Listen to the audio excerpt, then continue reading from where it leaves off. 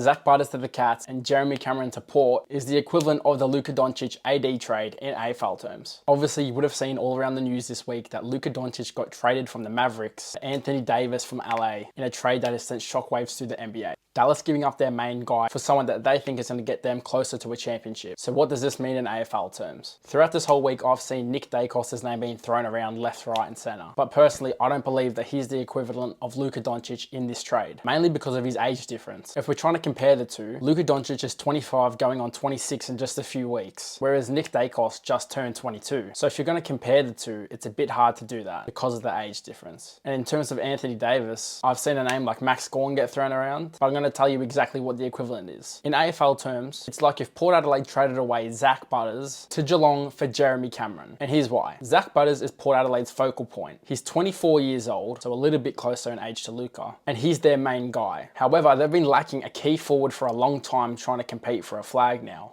So it's basically if like they traded away Zach Butters to the Cats, who are happy to get rid of Jeremy Cameron, 31-year-old, similar style to AD, a very amazing good player still, but he is getting older. And Jeremy Cameron would give Port Adelaide finally their big piece in the forward line that they've been missing to try and get that elusive flag. But Port fans would be in fury if they got rid of Zach Butters because he is their future, just like Luka was for the Mavs. And whilst Nick Dacos is an amazing player, don't get me wrong, it's just hard to put him in a comparison in this trade when he's like 3 to 4 years younger than Luka. So that's why